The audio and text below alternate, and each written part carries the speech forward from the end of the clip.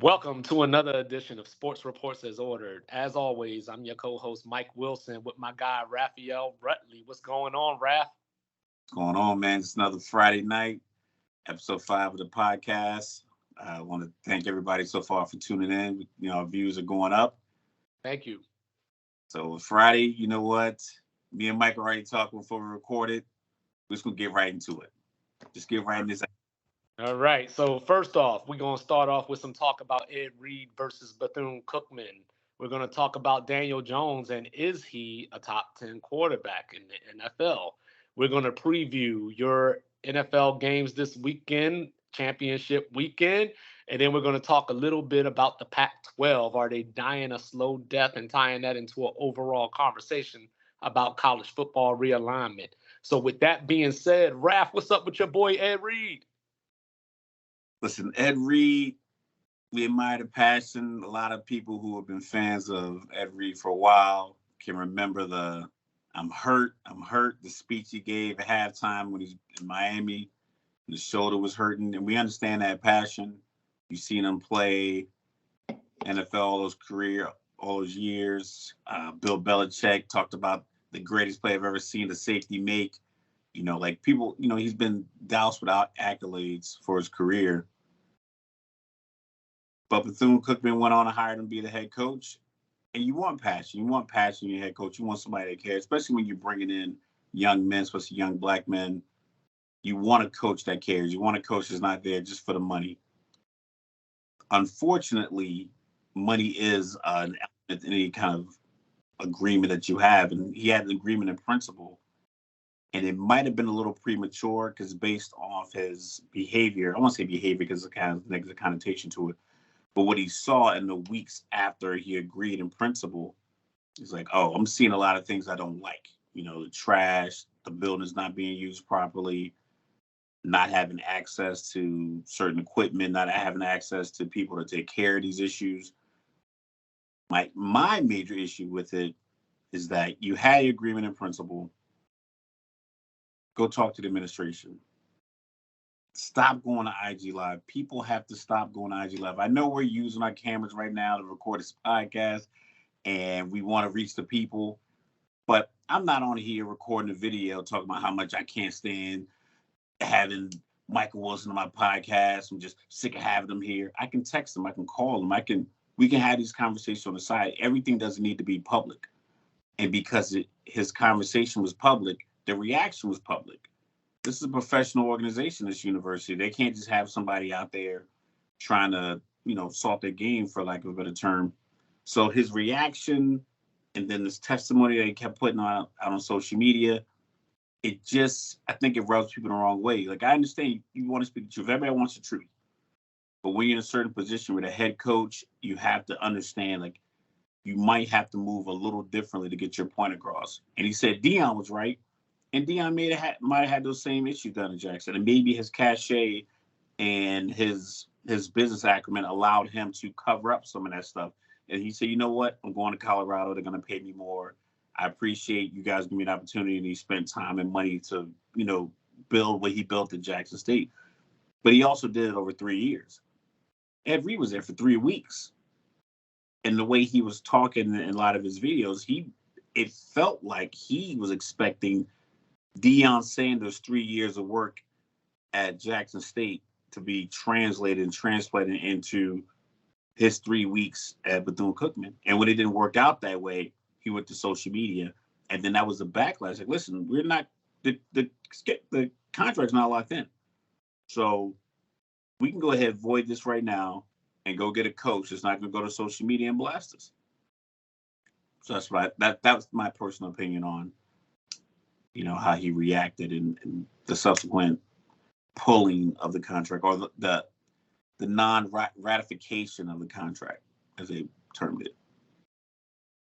Yeah, so, I was thinking about this, and initially I wanted to argue and I wanted to say all these things, but Ed Reed ain't leaving me enough room to really be a counselor today.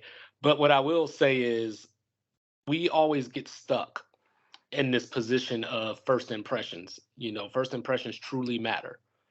Now, as someone trying to get a job or whatever the case may be, trying to move your way up in a career, your first impression to that employer matters. But as the employer, you have a first impression to make on me as well. So for the fact that I'm walking up in here and I got to clean up trash, I got to clean up my own office. Now, most people I feel would not go into a new place of business, walk into their office, find trash everywhere, and not and be happy about it.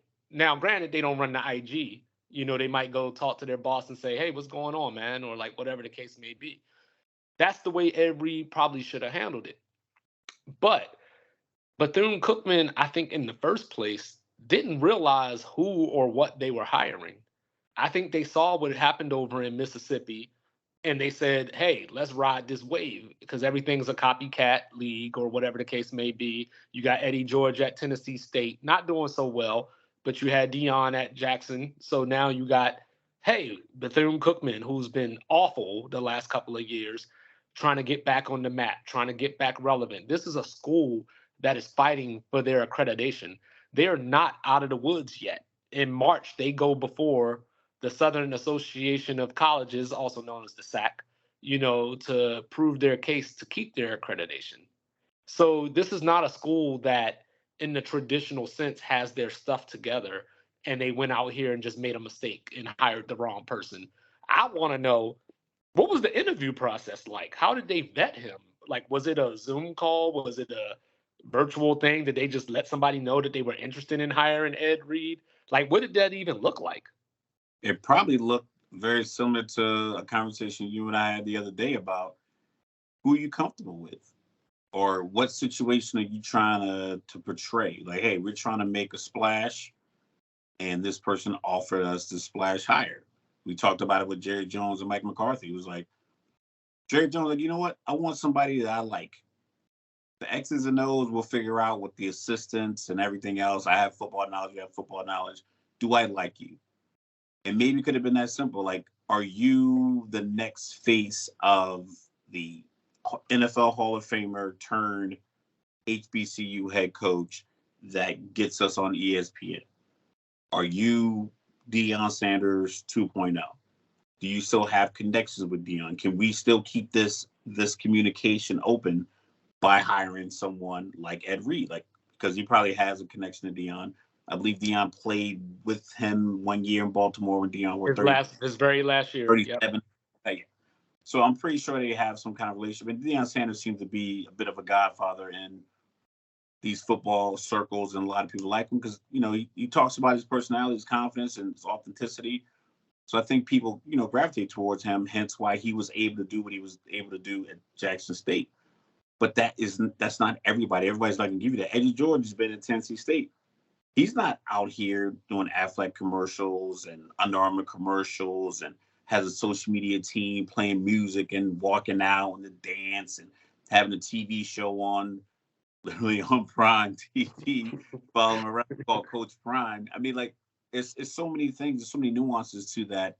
And I think, like I said, Ed Reed just probably got caught in a position where they thought they were going to get Deion 2.0, and what they got was someone who called them out, and maybe they didn't like it, but in the same sense, that's their prerogative. Mm-hmm. They hired him in principle, and they realized while they were in this ratification process, it's like, hey, I don't think this guy's the guy for us, because you ratify that contract, give him a 3-year contract, and 2 months from now, when they're trying to do some kind of camp and the bus breaks down, does he go back on IG Live, talk about how cheap the school is and they won't hire a good bus driver? Because if you are doing this in the first few weeks of your hiring, what are you going to do the rest of the time? Like, you've been deployed. I deployed to Iraq. I remember the briefing I got. It was like, listen, you're likely to get in trouble your first 2 weeks here and your last 2 weeks. Because your first 2 weeks, you don't really know what's going on. And then after a while, you catch on to that. And then your last 2 weeks, you think, I'm good to go. I'm going to slide out. He was in that first 2 weeks, and he figured, man, what's going on here? I'm Ed Reed. They hired me. They came and got me. They pulled me from this. And I think he got a little, you know, had too much dip on his chip. They say. Dip on his chip. And then caught him off guard. He was like, "Whoa, I'm a passionate guy. You guys should recognize that." They're like, "Listen, we don't need your passion in blasting us. We need your passion in getting us wins." Well, you know what got me was like the whole like I turned down Jackson to take this job, and I was like, hold up, we saw that video where Dion told all the players that he wanted TC to get the job, and TC ended up getting the job. But I'm like, hold up, Ed, what you doing, bro? Like, and you see the video, the publicist was like, "Whoa, whoa, whoa." Yeah, chill. He was like leaning in front of the camera, like, "I'm gonna take this from here, Ed. You sit right here." Right, yeah.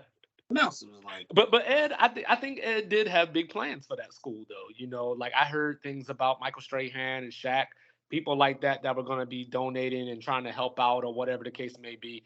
But this whole situation leads me to a bigger point, and I'm sorry, I got to ad lib this one. I was thinking about this as we were just talking, and if you are Shaq or somebody, whoever that has mega bucks or whatever the case may be, why does Ed Reed have to be the coach at the school for you to want to donate or for you to, take the time to, like, I guess, try to help fight that plight? I just feel that everyone to some degree should be investing in these HBCUs, even like little people like me and you maybe, because everybody keeps on going with the come home, this is what it is. But Ed Reed speaks to a bigger point that, yes, I have melanin, but a lot of these schools are not desirable. Like they might be great as far as academia, great professors, you get great life lessons and all those type of things. But even as Ed Reed is leaving and getting fired, students are out here protesting about their dorms. We saw that in the military where, people still had asbestos in their room. And dude, it's 2023. Why you still got asbestos? That was my first home. They just put some tape up saying, "Don't go to the third floor." Yeah, you remember in Korea we were living in condemned dorms. Oh man, I got leaked on so many times by like the pipe. I was on the phone, pipe bust. Right. Now the difference is we didn't get on Facebook or whatever the case may be, act a fool or whatever the case may be. But I don't think we need to lose what Ed Reed was trying to talk about. Like he went about it the complete wrong way. But I think there are valid issues that he brought up. Maybe instead of a firing, maybe there's like a strong reprimand and some kind of probationary period or whatever the case may be. Like, don't do that no more. You got these people donating money or lining up to donate money. We can work this out. Maybe it was just too far gone. It probably was, like I said, it probably was something that's like, this guy just got here. We haven't even paid him yet. And he's already putting us on blast. Yes, I'm sure every university that isn't well funded has issues, whether it's a small college in Delaware or it's a tiny HBCU in Texas, whatever the case may be.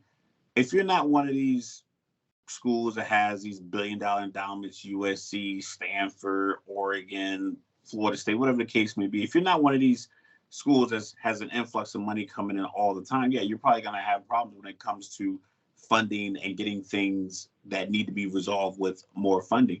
But in the same sense, with Ed Reed, he had an opportunity potentially. I don't want to say how he should have handled it, but if you were that concerned about the kids you recruited, what could you do for them to get them prepared for football and academics at Bethune-Cookman? Yes, it's not ideal that they would have to go out and clean out the locker room. But if it was a safe situation, like, hey, this building isn't going to collapse, it's not asbestos, it's just we got to get the trash cleaned out of here so we can get our equipment in here, then you go out there and you get the equipment cleaned, you get that stuff cleaned up. You can have the camera, and you can use the camera to say, look, I got my players out here, we're taking care of the building, we're taking care of ourselves. It's all about intrinsic motivation to be better, and we're working together every day. And then you take that to the administration and say, look, we're out here cleaning up this trash. Your voice on social media and what you put out for the public can be different. It's not fake, because two things can be true at the same time. You can really feel like this is a team building opportunity for the players that you recruited. Yes, this is not ideal. every situation in life is going to be ideal. And you can try to spin it as a life lesson. Yes, it's inconvenient, but you can take that, you can get your resolution, and then still go to the administration. And after that, it's like, listen, we've done our part. We've Mm-hmm. done the cleanup. We've done the paint. We've done the clean out the office. We've moved furniture from one building to the next building. We've done our part. And this is evident that you guys aren't doing your part. I'm out of here. But Mm-hmm. you have to have that. He doesn't have leverage. All he has is an argument. He doesn't have resolution. He's just highlighting problems. And that's fine. But the problem is the next thing that happens in the next 30 days, like 3 days, next 30 hours, is going to be something else that's going to push the Bethune-Cookman issues down. They're not going to talk about this. Once the Ed Reed everything's kind of finalized, and then we got our 2 Super Bowl teams come Monday, and coaches are getting hired and coaches are getting fired, and then the NBA All-Star game, and then LeBron breaks his record. All these other things in sports are going to layer. It's going to be like the princess and the pea. Like, she's not going to feel that little pea in the bottom of the mattress. It's going to be squashed. Yeah, So and we're now not going to. And once all that stuff and you're not going to happens, get any resolution. and once all that stuff happens, no one is ever going to utter the words Bethune-Cookman again. Now with And the concern, and you know, so just real quick. Well, just real quick as an aside, you know, before Dion went to Jackson State, if somebody walked up to you, now leave Virginia out of this. I know you're from Virginia, but like if somebody walked up to you and said, if I say HBCU, what's the first school that comes to mind? What would you say? Howard. I would have said Grambling, you know, and just going off of I graduated from Howard. just She just going had me lined up to go there, and I was like, Don, I don't know. I don't know if I got the brains. yeah. You're a doctor. Yeah. But Okay. I would have said Grambling just going off of athletics and the Bayou Classic. That would have been the first thing that came to my mind. And you know, they had some of these issues that made the news back in 2015, asbestos, you know, all this kind of stuff like that. And we never heard it in that way. But So think I'm about sure. it. The only game that I can recall being on TV was Grambling versus Southern. Mm-hmm. Even though my cousin went to Howard, and I grew up in Newport News, right next to Hampton. Hampton's another HBCU. A friend of mine ended up going to Hampton. You didn't really hear about it. You didn't see it on TV. Granted, I joined the Air Force in 2000. I was all over the world, so now there's plenty of channels. But growing up, I think NBC would play Grambling Southern, and that's the game that I can recall. Steve McNair got drafted out of Alcorn State, so that was a big conversation because he was getting drafted. But after the draft was over, there was very, very, very, very, very, very little media coverage. Even if, like I said, even in Virginia, where there's black colleges, Virginia State, you have, like I said, Howard, Hampton, Norfolk State. Like literally, I live in an area full of these of HBCUs, and even if you go back to like my city, they talked about Christopher Newport, the community college at Turner University that was getting bigger in my city. Like more people were trying to go there than in college, or you went to a community college, even though all these schools were available. It never really got highlighted. And now with him not being there, it might not get highlighted unless some more people are that wave. Like, because I say you need 2 people to start a movement. Like is this video I saw on one of my league courses, like a guy dancing alone on the mountain by himself, like a concert, and then another guy comes over there and just starts dancing with him, and then people see that this second guy joined the movement. Okay, must be something. Then 3 more people come, then 8 more people come, and now it's just this raucous dance circle. But you need that second person to generate the wave. Dion, he had the torch for a little bit, but he's like, I can't hold on to this when I have other opportunities. And then Bethune-Cookman thought they had their second guy. Right. I just think they didn't hire the right personality to come into that environment and then be honest. Like, listen, we are not where we need to be as far as a college football program, and even some of our college standards are under fire. But we are working towards this. Let's make this agreement in principle, and then we'll go from there. But it just seems as if the story ever comes out, I'm not sure it ever will. It has to be some miscommunication there because his reaction is, it seems over the top, but you react that way if you felt like you were bamboozled or led astray. You can't just feel like that way because there's trash in the building. Like something else had to Something occur. else had to go down. Yeah. But he lost his leverage when he immediately went to social media. It's what it would seem like immediately. It could have been a weaker conversation behind the scenes, but we're thinking about, you just got this job, and the first post we see about it is you talk about how terrible and trashy it is. It's like, Right. So I think like he just didn't use his leverage properly, where Bethune Cookman was trying to use their leverage or the leverage of the Hall of Fame and black coaches and coming to the schools. And I think it just was I think it was a bad match. Yeah. Well, the other thing is Dion had coaching experience, whether it was head coach, offensive coordinator. Granted, it wasn't at the college level or the NFL level or whatever the case may be, but he had been a manager and a leader of men, if you will, the old cliche. Program and a big time high school football state.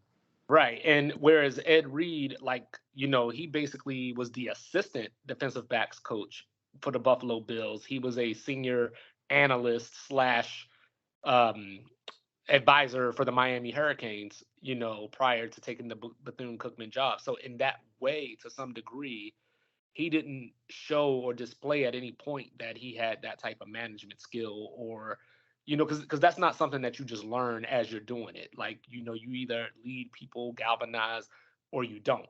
And I think Bethune Cookman messed up in the first place by hiring him. And I know by saying that he might come after me now. And hopefully if I do end up DMing him at some point, hopefully he ain't putting that out in the streets like he did Shannon Sharp. But yeah, so like we making enemies out of Easy Money Sniper, and now we're gonna have Ed Reed on our butts. But but at the end of the day, I think Bethune Cookman holds some responsibility too, because they had the facilities that he's complaining about, and they shouldn't have hired him in the first place. Like they didn't do their due diligence and probably didn't vet him the proper way. And as a institution of higher education, I expect better from them. Take the HBCU part away from it, but just as a university and a college colleges are always concerned about their brand. They're always concerned about their image. I just don't think that they went about this the right way. So one day, hopefully, Ed Reed will get a chance to redeem himself, because from what I've seen from him before this and watching him on the football field, he's absolutely valuable. He's absolutely the type of person that kids can learn from. I just hope that the only thing they learn from him isn't like what we've just seen, and situation where he might have to have like his own camp. I had a supervisor that was a CNCO. He couldn't manage people. He was meticulous. He couldn't manage people. So they put him in charge of like a wing program where he managed logistics of this program. mm-hmm. It's just not a situation where you think, oh, let me put him here because we want him here, or we want her there, or we want this person to do this job, or we want this group of people to be hired. It might be a situation where that might not be for you. Mm-hmm. On the podium, I know people are like, so we want an authentic guy to come up there and spill his guts. Well, that's fine, but that person will also spill their guts at times that might not be convenient for you. Mm-hmm. So you might need that person. You might need someone who's a little bit more tactful approach. You can't kill ants with sledgehammers all the time. So I think, and that's hard. That's hard. That's something that I went through.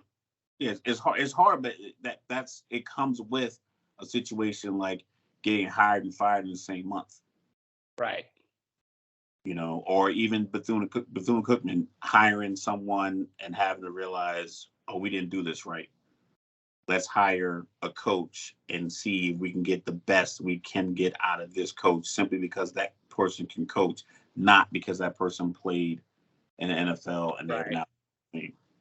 Right. And when it comes to hiring practices, lately there's few better than the New York Giants. They brought Brian Daboll in. He resurrected Daniel Jones, like Jersey stand up, because they play in Jersey. Stop giving New York the love. They play in Jersey. So I heard there's an argument. I heard there's an argument out there that Daniel Jones, old Danny Dimes, could be a top 10 quarterback in the NFL. Listen, like we're in the Facebook group, Real Sports 365, and there's a lot of people are fans of their team, and they display that willingly in our group. It's not even subtle. Sometimes it's a little outlandish. A lot of preseason talk. A lot of people they were big on the Giants, but a couple of Giants fans, they were big on the Giants. I personally lost some shekel and a conversation over Daniel Jones. So it made me think about it. I'm like, okay, you might be right. So a few days ago, Greg Jennings he was on The Odd Couple with Chris Broussard and Rob Parker. And Rob Parker and Chris Broussard jumped him like, hello, is this thing on? And Greg, he stuck to it. Then he went on First Things First, and he stuck to his guns. Like, listen, Daniel Jones is a top 10 quarterback. So you look at the numbers. Numbers can be misleading. Like I said, we're two vets, no gimmicks. But we understand after, would you get about 20 enlisted performance reports while you're in, about 2021? Something like that. So we understand how the enlisted performance report basically takes, mission, impact, result.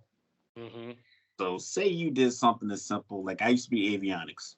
I fixed one part. They put the part in the plane flies a training mission, and then we get all these numbers. So someone will take all those numbers together, and if you read it, you would think that I personally flew this plane, landed it, fought the war by bare hands, fired up and flew it back, because you can skew those numbers. You can skew that information by saying, oh, this is how great it is. Oh, look at his QBR. Look at his runs per pass. But if you look at this year's quarterbacks, the quarterback play, there is an argument that he was in the top 10 of quarterback play this year. Not of anybody's name or cachet. You can make a real argument. Because, oh, well, he only had 15 passing touchdowns. Well, he only threw the ball, like, was it? Don't be trying to say my stuff before I say it. He didn't throw the ball that much, but he had 700 rushing yards and 7 touchdowns. The starting quarterback for the NFC Championship game for the Philadelphia Eagles had 760 rushing yards. Granted, he had 13 touchdowns, but he was also their goal line back in Jalen Hurts. So if you look at the totality of the season, Daniel Jones's numbers, based on how all the quarterbacks played this year, I think he's top 10. Well, I mean, if you're looking at numbers, for this season, you probably can make an argument for efficiency. He did some decent things with like you said, the low amount of throws that he made. But if he's that guy, as Rob Parker would say, if he's that guy and he's that quarterback, that top 10 quarterback, then I might want him to throw a little bit more than those low passing attempts that you mentioned. Now, granted, he had Saquon Barkley, who ran for 1,300 yards, 10 touchdowns, average 4.4 yards a carry. I just think that makes your job a little bit easier as a quarterback. So the one thing that I will give Daniel Jones before we get into this conversation is that he definitely, when we talk about the top quarterbacks in the league, he probably had, if not the worst, he had a bottom 2 or 3 receiving cast. So I think I have to be fair and at least acknowledge that, But with that being said, I think that there are quarterbacks, there's a very definitive line, regardless of how you want to rank them. There's a very definitive line of these are the great quarterbacks, these are the good quarterbacks, mediocre, why is this guy starting? Now, I'm not making the argument that Daniel Jones is in that latter tier of why is he starting. But what I will say is numbers matter. So stats don't tell everything. As this show goes on, you will learn that I am not Mr. Stat guy as far as making an argument about who's better all the time. But when I'm looking at Daniel Jones, for example, I got this guy on my team named Taylor Heineke, the Heineken man, who played 7 less games than Daniel Jones did this year, and he only had 3 less touchdowns. Mr. Tannehill over in Tennessee, who Real Sports 365 will tell you that I despise, played 4 less games than Daniel Jones. And he only had 4 less I'm sorry, he played 4 less games, had 2 less touchdowns. So from that standpoint, I'm not looking at numbers from the standpoint of, hey, this person threw for 4,000 yards. He's automatically better than this person that threw for 3,000 yards. But I'm looking at people that played lesser games and scored more. And even if I take those total yards, you mentioned the rushing yards. If I take Daniel Jones' rushing yards and add those on to his total, he's still not top 10 in total yards for this season. He's 3,900. That's 3,900 yards and 22 total touchdowns. That's good. And we'll look. Okay, so we talked about the pass attempts. If I said to you, Justin Herbert, definitely top 10. Most people would agree, right? So we look at Justin Herbert's numbers. 477 for 6 out of 699, 68% completion percentage, 4,739 yards, right? But he had 5 touchdowns and 10 picks. His touchdown percentage is 3.6% of his passing attempts. Daniel Jones, 472 passing attempts, 15 touchdowns, 3.2% of his pass attempts went for touchdowns. And give him credit because he only threw 5 picks. And he only threw 5 picks. I'm with you. Okay. So, but you'll say, oh, Justin Herbert is definitely top 10. What makes, because he threw 10 more touchdowns, he also threw 225 more passes, and he only threw 10 more touchdowns. So, and he had a better wide receiver core. He had a better running back who also catches touchdowns out of the backfield. Eckler doesn't get a lot of rush attempts because they don't run the ball. But even with that, he still had 915 yards rushing. I think he's had the most touchdowns by running back in the last 4 or 5 years. I think this year he went to have like 16 or 17. Last year it was like 17 or 18. He's like a fantasy running back, like a fantasy player's dream because he scores a lot of touchdowns. But they throw a lot of screens to him so he can get those touchdowns. Keenan Allen, Mike Williams, he has 2 top flight tight ends that are pass catching tight ends. So he throws the ball over the field. So he threw 25 touchdowns. And on top of that, only 4 quarterbacks all season threw over 30 touchdowns. So it's not like a lot of guys were lighting it up. Tom Brady threw 25 touchdowns, but he threw 733 passes. Almost 300 more passes than Daniel Jones, and he still only threw 10 more touchdowns. So if you're talking about top 10, it's like availability. Does he run your offense properly? Does he get you in position to score? Yeah, they don't score a lot of points, but if you can run the ball, you can keep 4, 5, 6 minute drives. You run it with Saquon, you throwing little passes, and you talk about his receiving core. Check his receiving. Yeah, especially that Darius Slayton. Darius Slayton has 724 yards receiving. So it's not like he had a guy that was out there beating double coverage or getting double cover. So I don't think. And then you had the guy who was out there stealing money, Kenny Galladay. I think he had 17 receptions. I think he made 17 million this year, something crazy like that. So I think he had like $1 million a catch, something crazy like that. And even with that was turmoil because he wanted to play. Didn't affect Daniel Jones' play, didn't affect Saquon Barkley's play. But if you look at these other teams, Tom Brady goes to a wedding, everybody talked about it, they lost the following week. He takes a couple weeks off in training camp to get himself together, all is falling apart. Justin Herbert blew the 27-0 lead. Like all these other quarterbacks have all these issues. And Daniel Jones is supposed to be the guy who can't get it done. I think off of this year, I would consider him top 10. And see, when I look at him, not making a direct play style comparison per se, but he's Alex Smith with a cool nickname because when I look at him, Vanilla Vic. Yeah, there you go. Like out of the 17 games, well, 16 because he didn't play the last game of the season, and I'm not counting the playoff. This is just regular season that I'm talking about. 11 out of the 16 games that they played this season, he threw for less than 200 yards. Some of those games, just in case you were wondering, they were not against the 2000 Baltimore Ravens or the 1985 Bears. They were against this year's Texans. This year's Colts, coached by Jeff Saturday, who better not get that damn job. Man, It was good and tired. it was Seattle. It was Seattle who did not have anything resembling a defense. Remember the whole 48-45 Detroit game? That was the game that got them in the playoffs, actually. Tennessee and against this team. So so when I look at that, those are the teams that you should, if you're going to excel, if you're going to make that argument of pay me money, I want to stay here. Those are the games where you go out there. But I tell you what, he was a Minnesota killer. I will give him that. He was a Minnesota killer with that slow secondary. But but when I look at this, where we start to part ways, because I'm with you. That's the best part about arguing with you, because you make great points that I can go, hey, okay, okay. But where we part ways on this particular conversation is when I start to look at the different stats like QBR, where, there's 32 teams in the NFL and he's number 16 in QBR. So he's right at the borderline of halfway. He's 24th in yards per throw. He's 29th in touchdowns per throw. He's 25th in net yards per throw. So what that tells me is, in addition to the lack of his receiver or whatever you might want to call it, it feels like they might not trust him to throw more than Alex Smith like distances a lot. Now, he's better than Alex Smith in some ways. So I'm not trying to disrespect anybody or make a direct comparison in that way.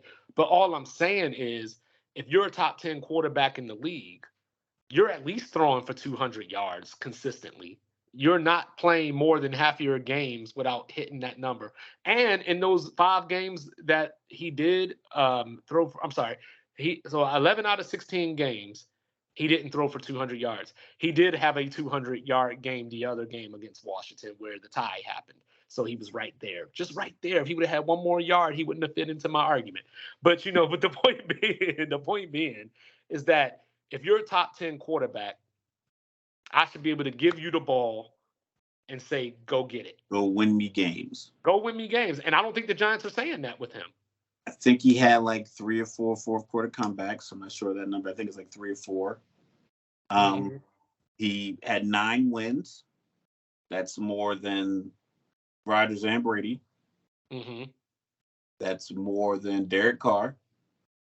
That's more than Russell Wilson. Would you take Daniel Jones over Trevor Lawrence? No. Do you consider Trevor Lawrence to be a top 10 quarterback? Yes. Because I think Trevor Lawrence is the more polished passer version of Daniel Jones. Because I don't think the quarterback play is as stout. I think because when we hear 10, we think of arguments we have for all-time top 10. We hear that number 10, we think like, oh man. But there's only like 50 quarterbacks that really have stats on this list. I'm at. Are you taking Daniel Jones over Jared Goff? No. Do you think Jared Goff is a top 10 quarterback? Yes. This season, he played like a top 10 quarterback. So hold up. Hold on. There's a reason. There's a reason I'm asking you these questions. It's literally. I'm telling you. Okay. If we look at right now, I'm using a Pro Football Reference, and it's sorted by yards right now. So it's sorted by yards. So the yard part, he's at 15. Mm-hmm. So if we look at the guys who are 16 to 29, none of them are top 10. So I think this list is a good enough list where I can say I will move him up above this guy. Because if you go 16 is Davis Mills, Matt Ryan, Mac Jones, Andy Dalton, Dak, Jacoby Brissett, Tannehill, Pickett, Murray, like a lot of these other guys, I can say, all right, 15, this is an accurate list of who I think. So at 15, that's what Daniel Jones. I'd move him above Derek Carr. I'd take him above Russell Wilson. I'd take him above Tua. I'd take him above Aaron Rodgers right now. That gets me to 11. I don't take him over any of those guys. Like maybe Tua just because of the injury situation, because that matters, but not over any of those other guys you just said. Derek Carr is a tricky one too. I think Derek Carr is a good quarterback. I think he just has crappy coaching. But anyway, I'd move Tom Brady out of the top 10 because he's not played like a top 10 quarterback this year at all. Tampa Bay had less points on the season than Chicago. Take Tom Brady out of the top 10. And that gets you Daniel, and you move Kirk Cousins. I get you Daniel Jones. I don't take him over Kirk Cousins. But if you had Kirk Cousins in there, I would give you Mahomes, Burrow, Allen, Geno Smith had a great year. Not in any order at this point, but Trevor Lawrence. Give me Daniel Jones. Give me Trevor Lawrence. I think I said it. You said Goff. Kirk Cousins, Herbert. Yeah. That's it. I got Daniel Jones at like 9. Or Jalen Hurts is in there too. But like I said, it's not anymore. But I got Jalen Hurts in there, top 10. But yeah, I got and I would still and I would based off of this year. I would still put Aaron Rodgers ahead of him because Aaron Rodgers had, like how I mentioned that Daniel Jones has a bottom 2 version of wide receivers. That other part is probably Aaron Rodgers. Like he had not have a bottom wide receiver. Oh, yes, he does. Lazard has just as many drops. That's familiarity. And then he had 2 young rookies. Yes, they had drops, but they were nowhere near as bottom as Lazard has just as many drops as Darius Slayton. Well, if they Christian Watson showed up, the Green Bay for some reason, doesn't run the ball enough to alleviate some of the pressure off of Aaron Rodgers. And you know that I am not an Aaron Rodgers supporter. So I'm not even trying to go there, and I think from there you get kind of preference, you know what I mean? Like, so I think I could go with like 12. I think I could go with like 12. Listen. Sometimes it's just a matter of what do you do for me and our team? I think Daniel Jones this year, he did for his team. If you keep in mind, if you factor in the expectations weren't very high. No one had them winning 9 games or anywhere near that. I won't say no one. I didn't hear a lot of 9-win giant playoff Giants in first place or second place in NFC East for large portions of the season. I didn't hear a lot of that preseason talk. Yes, he only threw 15 touchdowns, but he only had 5 picks. He only had 6 total fumbles. I don't know how many he lost, but he only had 6 total fumbles. I don't think he lost maybe one or 2. Question. So a couple of years ago, when Carson Wentz was playing in Indianapolis, and he went 27-7 and blew the game against Jacksonville, that could have got them into the playoffs. He blew a lot of games, though. Well, I know, but I'm just focused. Was he a top 10 quarterback that year? No, because he was blowing games for his team. It's not, like I said, it's not just the but it's not like Daniel Jones was winning games for his team. But look how quickly you can lose a game. Dak threw the pick 6 against Jacksonville, lost in the game. He threw 2 picks against San Francisco, potentially 2 turnovers and lose by 1 possession, lose you the game. So you can play poorly enough to lose your team the game. You can. Tom Brady, he threw a lot of passes, and they had a lot of games where they came back then, but he was doing nothing. Mm-hmm. Like I said, they had less total points on the season than Chicago. Right. So it's not just, Justin Herbert. Yes, he threw a lot of passes, only threw 25 touchdowns. And he had those spectacular throws. He had the one against, I want to say, was it Tennessee? I know he had one against Kansas City to Palmer. Yeah, he had to throw after he hurt his ribs. So he has the highlights. And Daniel Jones, his only highlight for the last couple of years is when he tripped when he was running all by himself. So he played a very pedestrian kind of game plan this year, as the whole team did. They weren't must-see TV. But that's what I'm saying. Like, if your game plan is that pedestrian, that means that the coach doesn't trust you as if you're a top 10 quarterback. But even with that, even with the opportunity to throw the ball, he didn't throw a lot of picks. No, he didn't. They still, these guys still threw double. Like, look how many guys threw. Dak threw 15 picks. He only threw 394 passes. Mm-hmm. He threw 15 picks out of that. So even when you have limited pass attempts, it can go wrong. Like you see those replays where the ball barely goes past the finger of the defender, so you could be off by half a second and throw a Well, pick. Dak and Aaron Putting Rodgers the both ball had up. broken thumbs too. Yeah. Everyone got broken thumbs, but the ATM cards working. Daniel Jones ain't got no broken thumb. Guys checks for $48 million. Daniel Jones ain't got no broken thumb. What's his problem? Aaron Rodgers is about to get $60 million this year. So you mean to tell That's me because teams are stupid. For 26 touchdowns? That's because teams are stupid. That has nothing to do with what happened on the field. Teams are just stupid. So you can give me 23 touchdowns, 15 picks. You taking this year's Dak over Daniel Jones? Maybe not. You taking this year's Aaron Rodgers over Daniel Jones? I am, yes. Based off of what? How many wins he came back in the fourth quarter? You still got to perform. I know the numbers aren't everything because they can be skewed. But I think Daniel Jones, what he did, like I said, I wanted to argue with Fred because I lost a $10 bet to him because I said here that Tyrod Taylor would be starting by week 7 and week 5 came around. I was like, I just slid in his DM like, yo, what's your cash? Because I knew they weren't going to bench him because it was like, oh, he's doing exactly what they need to do. And I thought, man, I still don't even know if he's worth the money they're going to give him. Now, I wouldn't give him what Burrow and those other guys going to get because you need to see if you can get him from 15 to 25 touchdowns. If you can get him a target that says, like, if you go out and do what Minnesota did and trade your first round pick to get one of these wide receivers that might not be happy where they are, or a wide receiver that might be coming up for a deal, like the Stephon Diggs kind of move. Like, if you can go get him, because Galladay wasn't the answer. Whatever they can do to get out of his contract, I'm pretty sure they'll do. But are you going to take that first round pick? Because right now, what is Giants? Like, maybe like 14 teams. Well, see, that's my thing.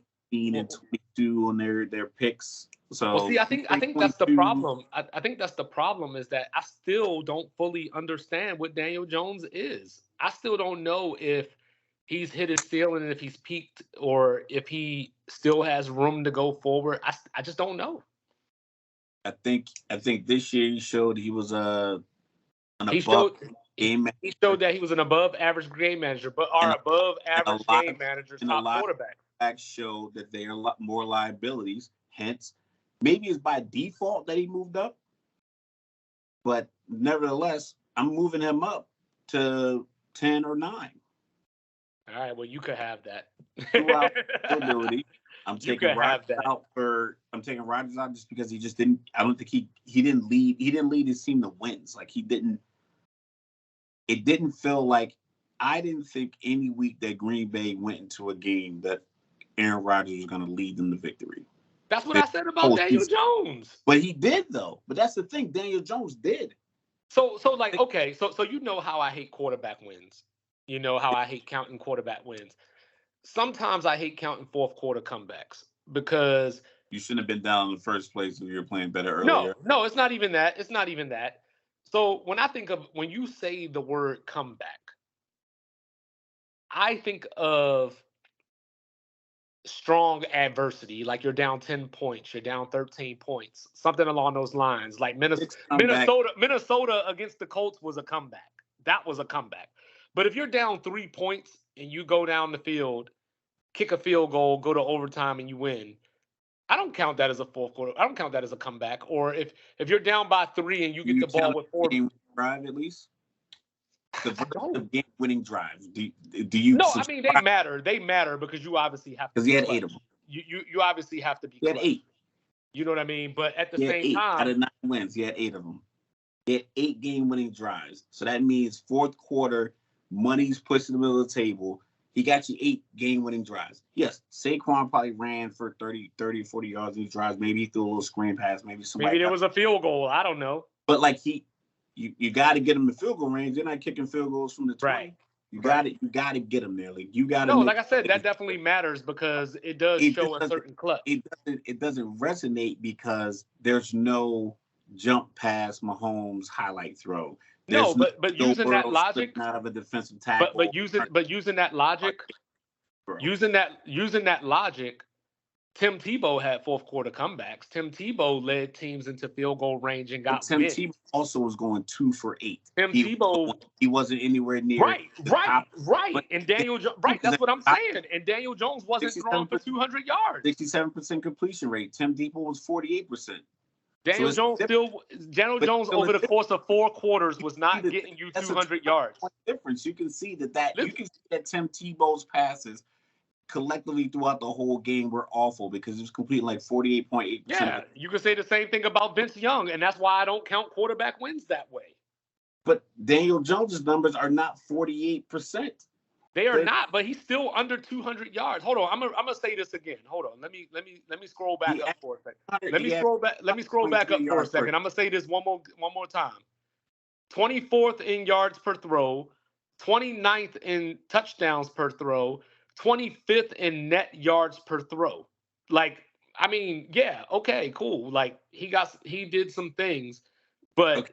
Wait, so Daniel Jones, pedestrian passer, 200.3 yards per game at the 16 games that he played. All right. 217.4 yards. Who do you think that was? oh, you're trying to make me guess. See, we should have Oh did this yeah, when the camera yeah, was off. When the camera yeah. was off, I was on it, but now I you. hope you nail it just because I think it'll help me kind of All right, 217.4. 217. 217.4. Oh man. I'm gonna bomb this. Like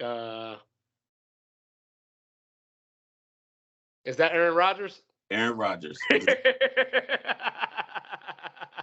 So he got See, I'm you still one good, more America. first down. He got you one more first down through the air, almost 2 first downs through the air, more than Daniel Jones per game. And Daniel Jones still had 9 wins to his 8. How many passing yards did he have total? Daniel Jones had 3205. Aaron Rodgers had 3695. But 12 picks. So With twice 70 more passes about? and carries the 260. Okay. I can live with that. I But can live with that because I feel that I can depend on Aaron Rodgers I to think make throws that Daniel Jones are can't. locked into the feeling. I felt the same way when I first heard it when Greg Jennings said it last week. I'm like, no way. But now I get the laptop because on my phone you can't like really see it all. I think what people are doing. Laptop and then thinking about like how the games played out and the games because Well, that's what I was going to say. I think people are overreacting to the playoff game against Minnesota because that game that's true. I think that sparked the question, but I think that sorry to keep cutting you off. I think that was like the kindling that started. Okay, let me ask you this: going into the playoff, did you already have Daniel Jones as a top 10 quarterback? No, I did not.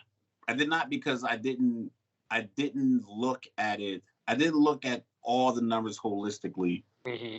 I looked at the concept of what I think a top 10 quarterback should do.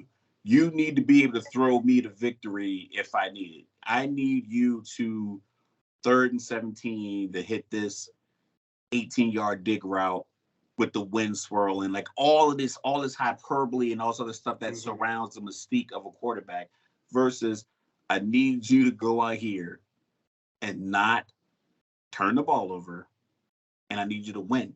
Every team would want their quarterback to be a game manager if they could go 17-0. Yeah, I was gonna say that's the same thing they told Alex Smith. Bro, like the game, okay, last year with the win game, and Mac Jones only threw 3 passes and they ran for like 220-something yards. If he could do that every week, and Mac Jones throws 100 passes for the whole year, but they went 14-3 or 15-2, he would take it. And that game still counts as a quarterback win for Mac Jones. But it would count as a team win. It would count as a first-round bye. It would count as home field advantage. All the things that you play the game for. You don't play the game to see how strong Herbert's arm is because not at all. When they were up 27-0 and it was 3rd and 4, I don't need you to throw a bullet pass on that drag route. You know what this conversation makes me want to do one day? And I'm sorry, y'all, we just spitballing now, but like it makes me want you to give America your Joe Montana takes. That's what this conversation makes me want to do. But we'll come back to that later. And Joe Montana played Yo, for the it's 49ers. So they're are hitting. are the 49ers going to do it this weekend? No, no, No, no, no, no, no, no, no, no, no, no. no. I looked up a stat. I looked up a simple stat. Oh, here we go. The Brock Purdy, getting him out The of here Brock tour Purdy, the continues. Brock Purdy love train stops at the station in Philadelphia. It stops All at right, let's hear it. Let's hear it. no rookies ever started a Super Bowl. 6 of them That's the started. stat. Yeah, 6 of them started championship games. They all won 6. That include my guy, Butt Fumble. He didn't. He lost. I know that's what I'm saying. Yeah. That counts him. Yep. He's in there. I got a Mark Sanchez jersey in the closet. Mahomes was in his second year, but unfortunately the guy lined up off sides, so they didn't get to go to the Super Bowl. That is so awful. D Ford, shame on you. Yeah, I mean it's a game of it. I don't know. Yeah. But Philly, I heard a stat yesterday. Philly has 15 more sacks than any other team in the NFL. 70. 15 sacks. Mm-hmm. There's 3 or 4 guys on the defensive line that have double digits. Brock Purdy he's going to Philly. I don't think he's traveled yet. He's played in California and then Nevada. The road game they had was were the Raiders. With the Raiders. Mm-hmm. So he has to fly out here. Tonight, when I dropped my son off, it was 32 degrees on my dashboard. See, I looked it up and I heard 53 for game time is what I heard so far. 53? Mm-hmm. But I heard Arrowhead's going to be below freezing. But anyway. Yeah, but they'll be fine. So you got the pressure of the quarterback. You got the fact that he's a rookie. They want to run the ball. And it's one thing to want to run the ball, but it's a different thing when you have to run the ball against Philly. Because if he gets one strip sack and at least 1 interception, I got 2 turnovers for Brock Purdy, probably in the first half. And that's going to be the difference because Philly's going to run that rock. Yeah, San Francisco has a great defense, but there's only so much you can do if you're getting the ball back at the 40-yard line or your offense isn't moving. I think the pressure that Philly can generate up front is going to be home field advantage, pressure up front, playing against a rookie quarterback, and a head coach that sometimes gets a little squirrely with his play calling. And I think McCaffrey hasn't practiced all week, but he guarantees he's going to play. Dude, get out of my notes. Hey, so yeah, listen, I know sometimes Philly fans they'll give it to you straight up. Like Philly, South Jersey, Giants fans, Phillies fan, any Philadelphia fan, Jet fans, they're going to give it to you 100. You're going to hear it. If you're wearing a jersey they don't like, they'll tell you in the middle of the supermarket. They'll stop you. Mm-hmm. They'll let you know. And with Brock Purdy, it's going to be a lot. Maybe he can tune it out. I don't know if he's been in a lot of hostile environments playing from Iowa State. I think their biggest rival is Iowa. I'm not sure how hostile it is. It might just be a rivalry. Oh, the Cyhawk is big time. It's a big rivalry, but it's like a hostile environment. Is it like? I mean, it ain't Philly. Yeah. That's what I'm saying. So it's like I know it's like it's probably like joyful animosity. Like we want to cheer for the Hawkeyes and you're a Cyclone and you're. I mean, maybe it's BYU. It's probably not as big as BYU. If it's not as tough as BYU Utah, then it's a little bit more tame. #Holy War. #Holy War. So I don't know if he's been in a lot of these environments, and he definitely hasn't been. I mean, he hasn't been east of Nevada to play a professional football game. Mm-hmm.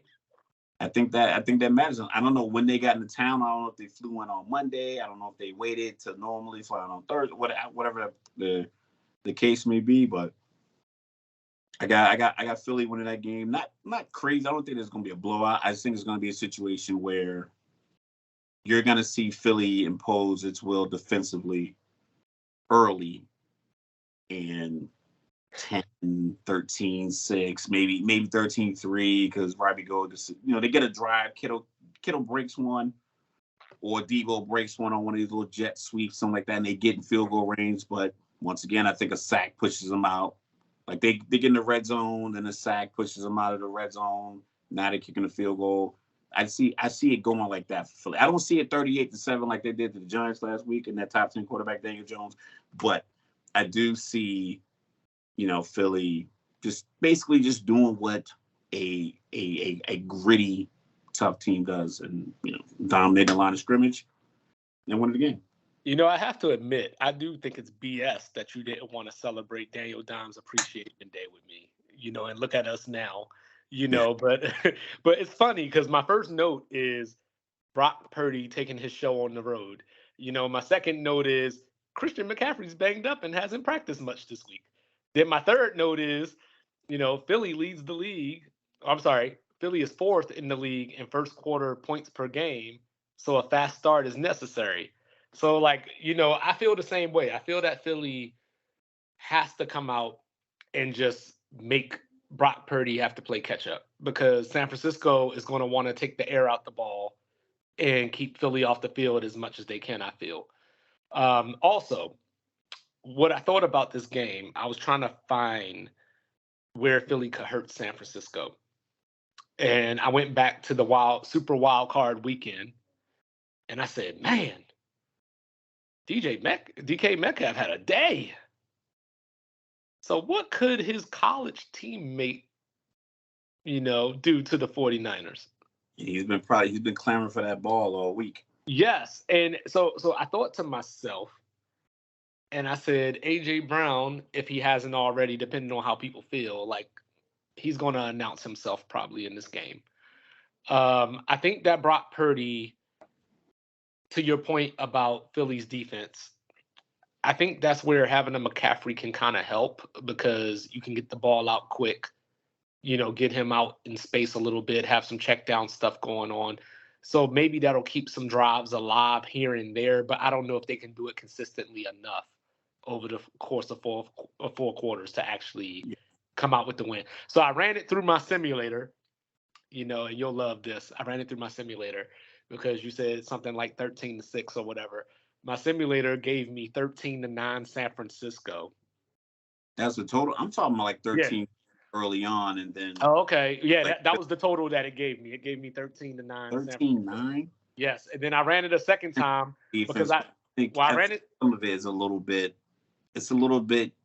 I think this year has been a year of good teams at the top, average teams clouding up the middle, and a bunch of sub-mediocre, subpar teams, coaches, play calling. The Thursday night game every week, the first 5 or 6 weeks, was just god-awful to watch. And I think people want to make a great team out of this season. Right. There's no analytic data that says a rookie quarterback that starts the last 7 or 8 games of the year goes on and wins a Super Bowl, no matter how defense is. But people want to make the story of Brock Purdy great. They want to make the story of Joe Burrow great. They want to make the historic runs. I think people want to create a narrative, and I think they ignore. Yes, San Francisco's defense is really good, but are they the 2000 Ravens? Are they 85? I mean, are they the Giants that stopped the 18-0? They're not Denver from 2015. Yeah, they're not. Bosa's good, but Bosa, he doesn't. I mean, but Philly also, in my opinion, of course, Philly also has the best offensive line in the league. So you ever had those moments where you were thinking stuff inside your head and it seemed so hard, and then when you said it out loud, you realized it wasn't hard at all? So coming into this, I was like, can Brock Purdy really do it? That was in my head. Can Brock Purdy really do it? San Francisco is good enough to probably beat Philly. Da, da, da. And then I was walking through the hallway at work, and somebody said, hey, who you got in the Super Bowl? And I said, Philly, man. They were the best team all year. So when I like in my head, there was this battle. There was this battle going on inside my head. It's that simple. Yeah, it was a battle going on inside my head. But when he asked me that and I said it out, it just came out like Philly's been the best team all year. Now I ain't saying that necessarily guarantee they're gonna win the Super Bowl, but they win this week. What Philly does best is simple. That's the thing. Like they do the simple things offensively and defensively better than most of the league. They get to the quarterback with their front four. They run the ball. Their quarter, like people talk about Jalen Hurts runs the ball. He runs the ball like 7 attempts a game for like 27. Yeah, it's very overstated. Yards. It's just that they win the trench play and they excel in the trenches. Some teams are good in the trenches. They excel in the trenches. So I think that's you know who they remind me of? And like I said, I'm not making a stylistic comparison, but they remind me of Dallas when they first got Zeke. You know, when they got Zeke and Dak had 23 touchdowns and 4 picks. It was because Zeke was picking up all these yards, so all their third downs were like 3rd and 2s and 3rd and 1s. Philly reminds me of that, and they're always in a position where, depending on where they are on the field, if they're at least at the 45, it's a legit chance that they could go for it on 4th down and get it. You know, because they're that good, and you're not going to stop them. You know, so I think that San Francisco. You won't catch 3rd and 10 if they throw first down incomplete. They're gonna run it on 2nd down. Yeah, so I think they're gonna line them and let you know, like, hey, yeah, we're gonna get this to 3rd and 5 or 3rd and 4, and then maybe we got Jalen on a rollout or quarterback keeper, and we get the 1st down, and then 1st down again we'll hit Devontae Smith deep post route. Like it's what I think what they have is like that you see it. And the coaches see it, and then when they make the play call, we as fans see, okay, that makes sense. Because we watch games where it's like 4th and 2, way out of 5 wide. Yeah, and don't get me wrong. Don't get me wrong. I'm like you said, I'm not saying that Philly's just going to run away with this thing. I just think that at a point, San Francisco may have to make a play or two that they won't be able to make. So I got it something along the lines of 23-16 Philly. I got it. We'll call it 24-10 Philly. All right, well, let's go over to Arrowhead, which is in, Missouri, not Kansas, because, I know some presidents get confused about that. I know Kansas City crosses over to both of them, but, this time we're playing in Missouri. So, the Cincinnati Bengals, Joe Burrow 3-0 against the Kansas City Chiefs. I don't know if that matters this week or not, but what I know matters is what does that ankle feel like? So if I know you how I think I know you, you know what I'm saying? I'm expecting you to say Kansas City's going to win. I'm willing to flip a coin. Simply because Cincinnati, people will say, oh, they're hot, that run has to end. I don't believe that because you can go on a run and you can win the last 10, 12, 13 games of your season and win Super Bowl. Like, I don't think it's impossible because you only play one game at a time. It's not like you have to send half your team to different places and run these games simultaneously. So you can go 1-0 every week. Yeah, I listened to Late Kick Live with Josh Pate, shout out, and he always says, like, you can tell me how tough somebody's schedule is, but you don't play your whole schedule at once. But go ahead. So with Kansas City, it's ankle, because I think Patrick Mahomes, Bieniemy, Reed, Kelsey, the running backs, the way they run the ball, like, listen, we just need you guys to get 6-7 yards of pop every once in a while. It's not a matter of we need to run it 20 times and get 110 yards rushing. It's like, if we ran the ball 14 times and you guys can average 6 or 7 a pop, and we throw it 42 times and we can win, or 38 times, whatever the case may be, I think they're good with that. So I don't think they're like beholden to like one play, like one style to win. Because I think that what they do, because they get the ball to running backs, especially McKinnon, picking up the blitz or leaking out when Cincinnati wants to blitz, is Mahomes' ankle good enough to extend the play with just a slide. Nothing crazy, no all that running around in circles and throwing over his head. All that, we've seen that plenty of times. Can he step up in the pocket, slide, drop back, throw off his back foot, and hit Kelsey on a little out route on 3rd and 6 and keep the drive going? Because if he can do that, then he's healthy enough and they can win the game. But if it looks like he was hobbled, like when he was trying to do those stretch handoff last week against Jacksonville, I was like, man, stop calling that play. Because they had one play where they were running. It was like an outside zone run, and they were handing the ball to the running back. He was on like Mahomes' right side. He gets snap a shotgun, give it to the running back, and then the center would pull, and then he would just run right behind that. They ran that play, I'm gonna say 3, maybe 4 times in the second half, and it looked exactly the same. And I think they probably got 6 or 7 yards on it every time they ran it, because they tried to run the stretch, but he couldn't get out there to give him the ball. So now the running back's waiting to get the ball versus accelerating through the handoff, and it didn't work. So they're like, you know what? We're just going to pull the guard, we're going to pull the center, and we're just going to do these zone runs.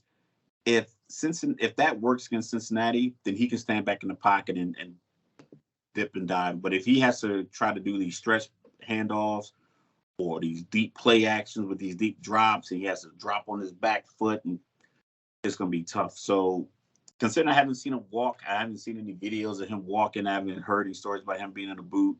He just talked about being in treatment and having the early game Saturday, allowed him to get an extra day rest and stuff like that. So if they can shoot it up enough, wrap it up enough, or massage it enough to where he can get out there and he can be 80%, I pick Kansas City.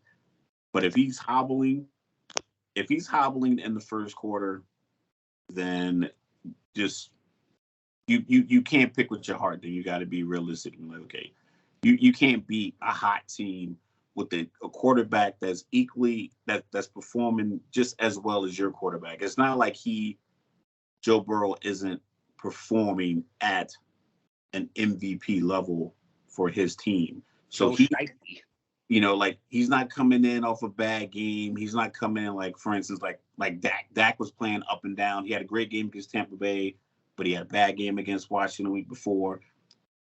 Burrow's been playing consistently good football every week against every opponent. Baltimore, he has a dial back because you don't want to make mistakes against Baltimore. But every week, making plays, finding Chase, finding Higgins, Mixon's been mixing it up. So Mahomes' ankle's good. I got Kansas City, but it's going to take me through the first quarter to be confident in the Kansas City pick. And if he's hobbled, then I would expect the Philly versus Cincinnati Super Bowl. So I'm just gonna cut through all of it, and I'm just picking Cincinnati.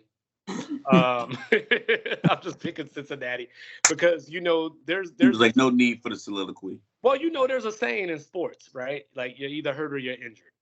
Mahomes is injured.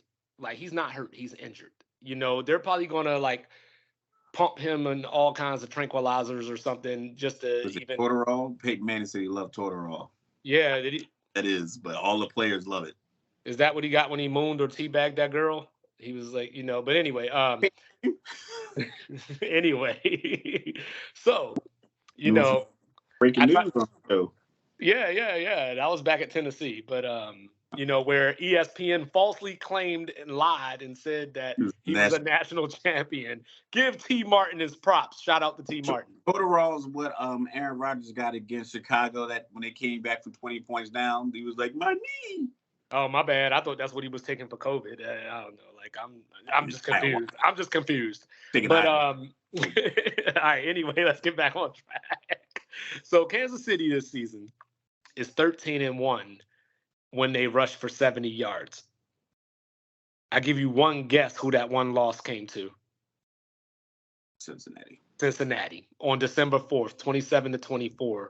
Of course, that game, wasn't in Arrowhead, also known as Burrowhead, apparently. Oh yeah, Chris Jones, Burrowhead. Yeah. Joe Burrow, man, he's so hard to root against. He's just so cool. Joe Shiesty, man. He's Joe cool. It's ridiculous. It's unfair. Hey, so Joe Burrow gonna end up better than Joe Montana? Listen, man, we'll talk about that. But Joe, so Kansas City and Cincinnati, it's so odd because Kansas City overwhelms everybody. But it seems that for whatever reason, and it may be Joe Burrow's leadership, but it just seems like Cincinnati is unbothered by whatever Kansas City throws at them, and they always have some kind of answer. Because even going back to the regular season last year, they played the late game in Cincinnati in the season, and I believe it was 34-31. Cincinnati pulled it off, and I remember being legit shocked that Cincinnati won that game for no other particular reason than Cincinnati beat Kansas City. So when they got to the AFC Championship game last year, I said, "Oh man, Mahomes lives in the AFC Championship game." Matter of fact, this is his 5th straight year there. 5 years in a row, and people trying to say Josh Allen is better. Stop it. Stop it. I wish the odd couple didn't have it, like, so I could just be like, stop it. But like, I guess I just did it. Yeah, I guess I just did it. Sorry. But yeah, so last year Kansas City jumped out to a 21-3 lead on Cincinnati. And then Patrick Mahomes proceeded to play probably the worst half I've ever seen him play since Texas. Yeah, since Texas Tech. So where I think Cincinnati wins the day is Kansas City starts a lot of youth in the secondary. And well, not necessarily start, but they play a lot of youth back there. They play 3 rookie corners back there. They have a rookie safety back there. I just think that Burrow's too good. I just think that simply put, he's too good. Travis Kelce had 14 catches last week against Jacksonville, which was a Chiefs playoff record. Yeah, I think he's going to get doubled this week. Yeah, they're going to take him away, because I don't know if Kansas City, like, they have Kadarius Toney, who's obviously a speedster. They got Mecole Hardman, but I don't think of Mecole Hardman as a dude that you scheme against from the standpoint of he's going to beat us down the field. Like, you just want to make sure I think he has game changer speed. Yes. But it doesn't seem like he's in position to make those, like Jamar Chase. I don't know what he clocked at the 40. I don't know if he ran his pro day or if he ran in the combine, but it seems like the ball's in the air. He's coming down with it. Same thing with Gabe Davis in Buffalo, or Stephon Diggs, or Justin Jefferson. And I don't know if these guys are faster than Mecole Hardman, but it just doesn't seem like Mecole Hardman is on the receiving end of these big plays. And I just don't know why, because I know the speed is there. It's like a 4.2 something, 40. Well, I think that, like, he's the type of dude, he reminds me of your boy, and I know this ain't really his name, but this is just what I call him. He reminds me of your boy Corduroy Patterson, from the standpoint of when the play starts, you just want to know where he is. Like, if Mecole Hardman is in the backfield, you just got your eyes back there because you have to. But if he's lined up in the slot, he's lined up outside, especially outside, I don't think you take it that seriously outside of, hey, just don't let him get behind you or whatever the case. Be good at running routes. Maybe. It must be like he's not an inside route runner. He doesn't run a lot of slants. It has to be something, because with his speed, he should be open. Deshaun Jackson, if you put him in a game, he could be at home all season long. You can call him week 10 on Friday, put him in the slot on Sunday, and tell him to run a deep post, and he's running past the safety in the corner. Just anytime he's big time with that. And Mecole Hardman, I think he's very similar in size. Well, yeah. He doesn't have those kind of plays. Like, yeah, even pass against the Washington football team back in the day, the 80-yard pass. Mm-hmm.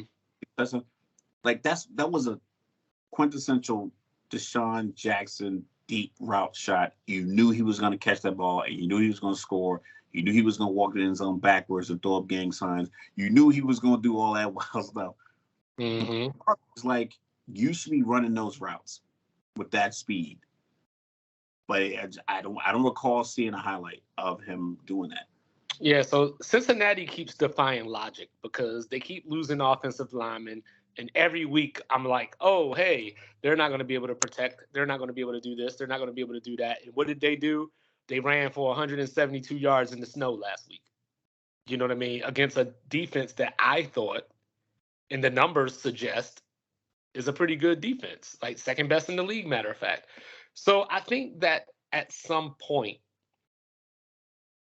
devoid of any football numbers or logic, I just have to say Cincinnati is just that good. Like no matter what odds seem to be stacked against them, they just keep fighting. So the one thing that did concern me a little bit was all the Burrowhead talk, all the hey, he's 3-0 against Mahomes all week long. Kansas City listening to that, Mahomes listening to that.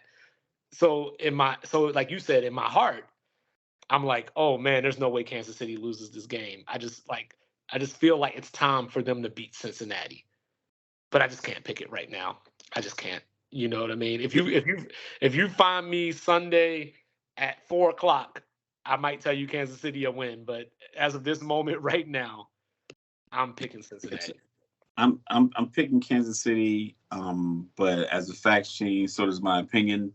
And if he's hobbled, I mean, like any good defensive coordinator would have done what Jacksonville didn't do. They didn't. I would have sent. It would have been 6 dudes every play. Mm-hmm. I would have been like, I'm sending 6 from whatever angle every play. And if he beat you, he beat you. But last week, he wasn't gonna beat that. He would have to come to the game. I was gonna make Andy Reid pull Patrick Mahomes because I would have blitzed. I would have blitzed people off the practice squad. I mean, I would just like, listen, I'm gonna send a fresh body out there. Like, yo, you have done nothing all game, cool. You're gonna line up as his nickel corner, and the 2 of you are gonna go in this blitz. He can see it coming. I don't care. I want him to rush and throw, fall, get knocked over, have to get back up, have to slide, have whatever you have to do. But they just let him sit back there.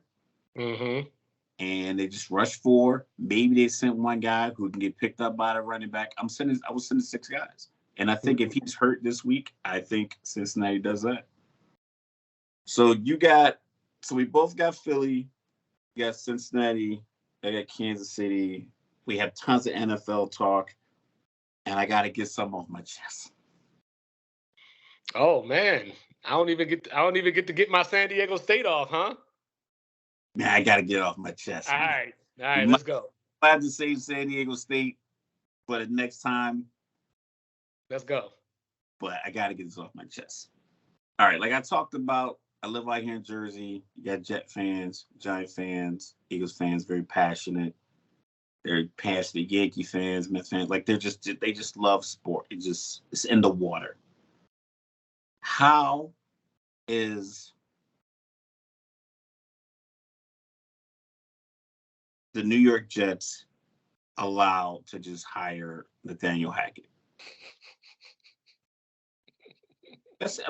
I'm not even going to elaborate. I'm just upset with that. That's it. You already seen it. We all seen it. We all know it. I don't need to get any more details. I mean, the clock is ticking. You know, we got time constraints on this episode. But just how are you going to sell me? You know, it's $40 a park at the stadium to watch games. That's $40. So off the rip, before I get a ticket, I'm spending $40 just to park my car on this asphalt that's already there. And you giving me Zach Wilson and Nathaniel Hackett. Like we all didn't watch football since August. That's all. I had to get that off my chest. Do with that what you will, but I don't know how he keeps getting hired. It bothers me. It's not a black coach, white coach thing. It's just how is someone who has shown this year that they are in over their skis gets a job in the biggest market in America with these fans. Blows my mind. Stand by. I gotta check something real quick. Give me 1 second.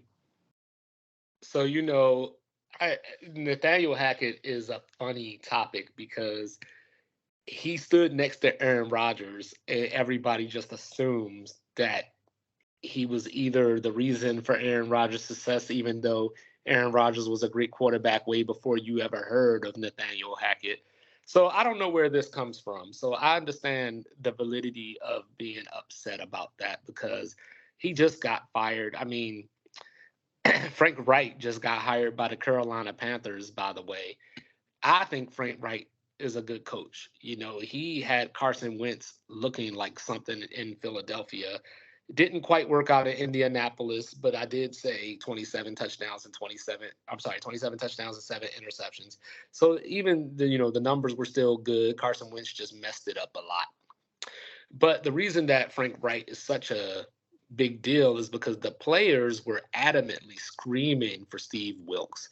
And my heart just goes out to Steve Wilks. He is a black coach. That has a little bit to do with it. But I just remember he getting set up in Arizona because they decided to draft Josh Rosen, and then they went 3-13 and they go, hey, let's get Cliff Kingsbury so we can get Kyler Murray. And then Steve Wilks just got out of a job, had Carolina that started 1-4, finished 6-6, and the players wanted him, and they still didn't hire him. So, I mean, I don't know what else the guy need to do, but I got something to get off my chest too.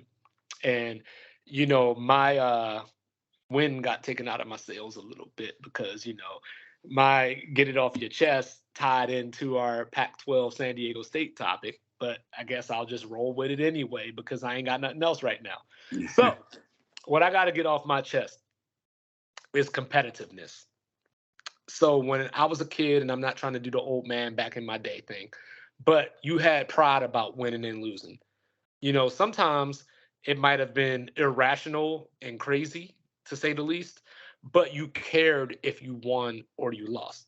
So my problem is with fans who are upset about college kids that don't play in bowl games, or they feel like the kids are getting paid, so that makes the sport less pure and all that kind of stuff like that. Let's stick to the money for a second. So me and Raph had a conversation yesterday, that was going to be a part of our conversation today, where he was asking the question of, if I'm an Arizona or somebody like that, why am I going to try to get into another conference where I'm going to get my wig peeled back all the time? And my answer to that was because you rather go 7-5 and make 30 million than to go 10-2 or 11-1 and only make 17 million.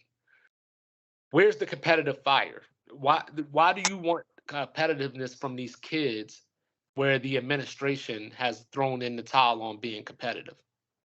This is just a cataclysm of our society from the standpoint of everybody complains about participation trophies. Well, with all these conference moves and this conference realignment, there aren't going to be more teams playing for the national title. USC and UCLA about to go to the the Big Ten. Pac-12 is dying a slow death. You got the Big 12 out there who's going to be adding these teams potentially, but it doesn't make the conference that much better outside of improving the paychecks. So if you want the kids to be passionate and care about winning games for your alma mater, your school, your university, then make the university care in the first place. The kids are only doing what their role models / what their leaders are allowing, and what their and the culture that their leaders are embracing. Like the Big Ten right now just signed this $7 million TV deal. We got NIL now. We got the transfer portal or whatever the case may be. So obviously, somewhere down the line, a decision was made a very long time ago that universities were going to look at their bottom line first and their bottom line only. So stop getting mad at 18 to 22-year-olds who are putting their bodies on the line and their livelihood and their futures on the line for maybe taking a bowl game off that doesn't matter in the national title race. Maybe they sit out the Senior Bowl or whatever the case may be because they don't want to injure themselves before the draft. So while I don't like that either, I understand the player protecting themselves because the universities aren't doing it. Win games. Hello. That's what I got to get off my chest. Woo. Woo. Somebody sounded like he was talking to an athletic director directly. Hey, I might have been talking to Bethune Cookman. You never know. but at the end of the day, like I hear this stuff. You know what I mean? And The school set the standard. Coaches leave yeah, before bowl games. They take the staff. They take the top players. So you mean to tell me, you get an 18-year-old kid showed up. You promise him you're gonna turn him. You promised his mother, his grandmother, his father. You sat in the living room and you said, "Hey, I'm gonna turn your boy into a man. It's not just gonna be there for football. It's gonna be education. I'm gonna teach him this. We're gonna teach him that. We have a staff around him. We're gonna turn him into a man. You're gonna be proud that you sent him to Oklahoma." And then 10-2 later, "Hey man, I'm on this plane to USC. I can't fit you in." So like I said, I mean, you look, got the test, and I respect it because it's like sometimes people talk as if it's not obvious. Like we can all see right, moves and this right. money and all this other stuff. It's like it should trickle down to the athlete, and they should be able to do what they want. So if they transfer and they don't play and their career's over, then that's on them. That's a decision that they're allowed to make. You can't chastise them for wanting to make that decision by saying you're protecting them by chastising them. Heard a lot of people say that. Doug Gottlieb said, like, "Oh, these guys, they don't know what do they know about taxes if they get this NIL deal." That's not your problem. It's not Right. your problem if they get $100,000 NIL deal and they don't know to put 35,000 out to the side off the rip. That's not your problem. That's not what you're arguing about. You're arguing about because they're getting paid and you think that you should have got paid when you were in college. Well, Mhm. hey, times are changing. You got $7 billion TV deals. I'm out here. The reason you guys are on TV, I need to cut it out. And it's still not even the university that's actually paying these kids. It's businesses and things like that. So the The car, university is still sitting fat. the You car know? dealer, car wash, the restaurant. What's the kid's name? The coldest. What's his name? Yeah, the coldest Anthony. An air conditioning company where they have an NI deal with him, so he's on the side of that van, like an air conditioning repair company signed him because his name is the coldest. I mean, Yeah, you can have fun with it. I think people are just upset that it's not the framework that they would have established. And like, well, it's not up to you to establish it. Now you have to understand what's going on, and people are having fun with it. People are and, upset and with the gymnast down at LSU because she doesn't perform well. Well, her Instagram's popping. Her Instagram is flipping. She might not be flipping that well, but her Instagram's flipping and it's turning over money every single time she makes a post. And every single time she drinks that protein drink or whatever it is she's selling, or those Nikes or whatever it is she's doing, or Under Armour, or whatever the case may be, people are taking advantage of their name and likeness, which they're allowed to do. yeah, and I just want to say this one last thing real quick. So back to the competitiveness real quick. And I know most of America don't care about this, but Mike Wilson cares about it, so you don't have to. I'm tired of living in a world where Kansas and Missouri don't play each other every year. I don't want to live in a world where there's no bedlam between Oklahoma and Oklahoma State every year. But with all these conference moves, all those things that made college football great in the first place, at least to me, that stuff's going away. Like A&M and Texas haven't played each other since A&M left the Big 12. Like there's something truly wrong with that, and First thing that gets that's the first thing that goes. yeah, and Not, but that's not what built the sport. Mercer. You That's don't what play built. against Mercer. No, we gonna cut the rivalry game. Like it just doesn't make any Yeah, sense. like imagine like I know this would never happen, but just for argument, imagine Army and Navy not playing each other, or like imagine you just wake up one day and like I've heard Gator fans. Army went to the Big Ten. They don't play Navy anymore. Like, can you Yeah, I imagine heard. logic doesn't Yeah, even. I've heard Gator fans talking about like Georgia's our rival, like why we play Florida State, and I've heard like Kentucky fans say why we play Louisville. It does nothing for us. It ain't about you. It's about the fans in the damn state. You know what I'm saying? Keep the So, money in the state. Alabama, like instead of playing Chattanooga or Western Carolina or somebody like that, play UAB, play Troy. Just keep the money in house. But anyway, I am Mike Wilson, and I'm sorry for the tangent, y'all, but this stuff gets me riled up. So I'm Mike Wilson. You can find me at MLDub25 on Instagram. You can find me at 2-Bit Reports on Twitter. Raph, we got the Sports Report is ordered Instagram page up. page. Yeah, we got the YouTube page up. We're gonna be linking it on our Instagram and Facebook and in our sports group, Real Sports 365. Shout out to those guys. A lot of our discussion topics are kind of vetted through information we pull from that group because it pops up on the phone. So, like I said, once again, man, everyone that's tuning in so far, and people are gonna tune in the future, appreciate it. Like I said, it was two vets, no gimmicks, just having a good time with this. Like I said, these topics come to us, we discuss it, we go in detail, we do the research, we keep it, we keep it authentic, we keep it, rational. Like that's the main thing. We speak objectively. Like I said, we're gonna want to have people on the show. You got to bring your A game. That's right. Can't have you trying to talk to us while you're in the car driving. We need you focused. We need you to substantiate, qualify, and quantify your argument. Like all of these things matter, and it's good, smart argument. I'm pretty sure that at the beginning of this conversation, Mike didn't think Daniel Jones doesn't belong anywhere near the top 10. But you break it down, he's like, I give you 12. He wasn't thinking 12 when we had this conversation. We said, I give you 12. I didn't keep pounding him saying, no, you got to get him 9. But no, I made my point. You locked it in. You know what? I give you 12. And I'm like, you know what? 12, because it's a couple of toss-ups. Some people might want to keep a couple of guys here and there. So, like I said, just that conversation that we had organically just worked in our favor. So, like I said, appreciate everybody tuning in. Appreciate the support. Hold on, one more thing, real quick. One more thing. I just saw something that made me think of you real quick. So you just went on your tangent about Nathaniel Hackett, and I just saw that the Rams hired Mike LaFleur, who's the Jets' offensive coordinator, as their offensive coordinator. I don't know where I live at.